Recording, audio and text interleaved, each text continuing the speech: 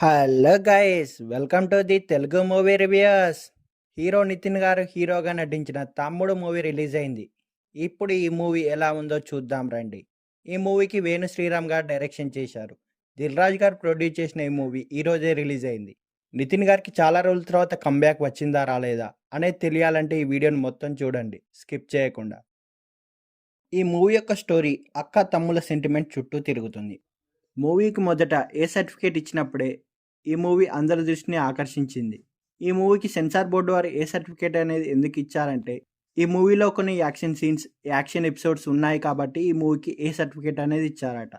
ఈ మూవీ మొత్తం 24 అవర్స్ వ్యవధిలో జరిగే సంఘటనలు, యాక్షన్ బ్యాక్డ్రాప్లో ఈ సినిమా మొత్తం తెరకెక్కింది. ఈ సినిమాలోని సీన్స్ మొత్తం 80% అటవీ ప్రాంతంలో చిత్రీకరించారు. 145 మినిట్స్ నిడివి ఉన్న ఈ మూవీలో 5 నుంచి 6 యాక్షన్ ఎపిసోడ్స్ ఉన్నాయి. ముఖ్యంగా ఈ సినిమాకి ఇదే స్పెషల్ అట్రాక్షన్గా నిలుస్తుంది. చాలా రోజుల తర్వాత లయ గారు మంచి కంబ్యాక్ ఇస్తున్నారు. Coming to the story point, ఈ మూవీ యొక్క స్టోరీ ఏంటంటే, సింపుల్గా చెప్తా చూడండి. జై అలియాస్ నితిన్ ఆర్చరీలో ఇండియాకి ఎప్పటికైనా గోల్డ్ మెడల్ తేవాలనుకుంటాడు, కానీ ప్రాక్టీస్పై దృష్టి పెట్టలేకపోతాడు. దానికి రీజన్ వచ్చేసి చిన్నప్పుడు తన అక్క స్నేహలత అలియాస్ ఝాన్సీ విషయంలో చేసిన ఒక చిన్న తప్పు. ఆ తప్పు కారణంగా అక్క అతన్ని చిన్నప్పుడే దూరం పెడుతుంది. అక్కని కలిస్తే తప్ప తాను ప్రాక్టీస్పై దృష్టి పెట్టలేనని స్నేహితురాలు చిత్ర అలియాస్ వర్ష బొలిమాతో కలిసి వైజాగ్ వస్తారు. అక్క కోసం వెతకగా ఆమె ఫ్యామిలీతో కలిసి అంబరగొడుగు జాతర వెళ్ళినట్టు తెలుస్తుంది. దీంతో జై అక్కడికి వెళ్తాడు. బిజినెస్ మ్యాన్ అజర్వాల్ మనుషులు ఆమెను చంపేందుకు ప్రయత్నిస్తారు.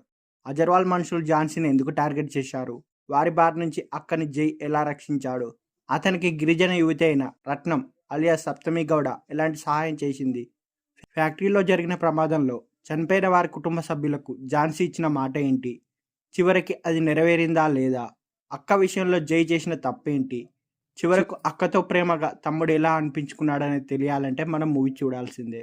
ఈ మూవీ యొక్క స్టోరీ అక్క ఇచ్చిన మాట కోసం తమ్ముడు చేసిన పోరాటమే ఈ మూవీ యొక్క స్టోరీ. ఇది చాలా రొటీన్ స్టోరీ అయినా సినిమాకి కీలకమైన అక్క తమ్ముడు సెంటిమెంట్ని ఆకట్టుకునేలా చూపించడంలో మాత్రం దర్శకుడు విఫలమయ్యాడు. సినిమా ప్రారంభం నుంచి ఎండ్ వరకు ప్రతిదీ మన ఊహకు అందేలా సాగడం, ఎమోషనల్ సన్నివేశాలు సరిగ్గా పండకపోవడం సినిమాకి మైనస్. చివరగా చెప్పేది ఏంటిదంటే, సినిమా యావరేజ్. ఈ వీకెండ్కి ఒక సినిమా వచ్చింది, చూడాలనుకుంటే చూడొచ్చు.